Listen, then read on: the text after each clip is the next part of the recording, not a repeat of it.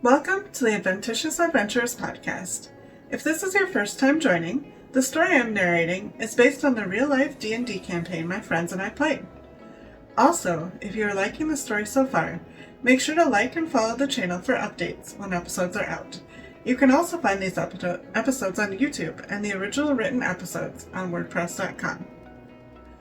Last time, the party had decided to make their way to the capital city of the North to attend a masquerade the king is throwing in order to warn him about the breaks in the wall and the threats they had found.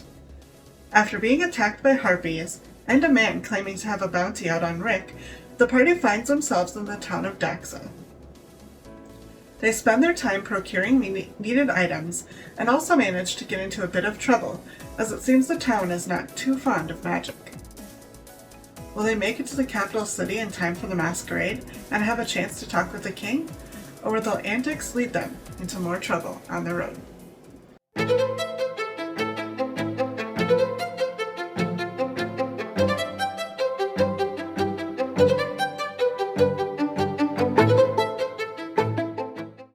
Our story picks up once again as the party is quickly leaving the town of Daxa.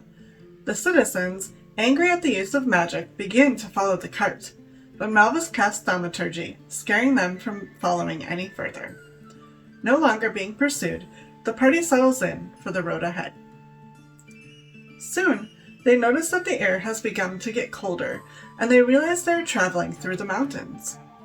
Realizing that none of them is properly outfitted for the cold, they luckily stumble across Doug, the traveling merchant they had met in the Barrens. He sells them some cold weather clothing, along with some inappropriate conversation. Before giving them a warning, he says that he encountered some friends that were looking for them. However, they did not look like nice people, and had bribed him for any information he had on the party. With this warning, and now shielded from the cold, the party travels on. The terrain seems to get rockier and more snow-filled as they continue through the mountains. During a particularly bad patch, the wheel of the cart gets stuck in a bank of snow.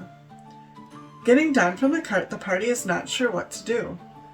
However, Inara uses her elemental attunement to melt the snow around the cart wheel, and after pushing it out of the predicament, they are back on the way. After some more hours of travel, the party emerges out of the mountains and back into the forest. The feeling here is ominous somehow now, and shortly after entering, they find blood on a bush. Looking about, they also discover a group of northern guards that seem to have been shot and killed with arrows. Rick uses some investigation of the area and determines that the guards were apparently headed south. There were 2 horses and a cart traveling north, who it seems ended up getting the drop on the guards and killing them. Realizing they should be cautious as they continue, Malvis turns himself into an orc right before the party sees a dark figure on a horse in the tree line. Wondering if it could be someone who avoided the attack, the party goes to investigate, but ends up walking right into a trap. They are attacked by the assailants who had taken out the guards and were sitting in wait for them. The battle is hard. Not only were their opponents lying in wait for them, it is obvious that they are not just run-of-the-mill adversaries, but highly trained. The party is able to finally come out on top, however, and only after being beat badly, with Bill even being knocked out. Helping him back to consciousness, the party works to fix the wheel of the cart that had been damaged by finding sticks and letting Rick try his hand. In the meantime, the others release and talk with the man they had found tied up that had been used as bait.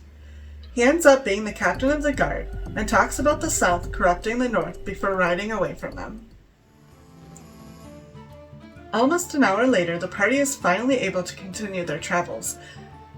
They briefly discuss using a magical item to transport them nearer to the capital, but ultimately decide to continue on the cart. While they are traveling, Malvis enters his vessel and has a talk with his patron, Ula. She tells him she wishes for him to befriend Inara before pushing him back out. Having traveled a fair amount, the party decides to stop for a break. Mitchum goes into the woods to search for food and stumbles upon some berry bushes. While investigating if they're edible or not, he he runs into a young elven woman. She talks to him for a moment, introducing herself as Stephanie, and asking where he is from, before telling him that she is headed to the capital as well. Mitchum notices that she seems rather awkward towards him, but he continues to talk pleasantly. Stephanie hands him a small scroll, saying that she is going to the capital to protest against the king before leaving back through the woods. While Mitchum is gone, the others were waiting on the cart, going about their own business.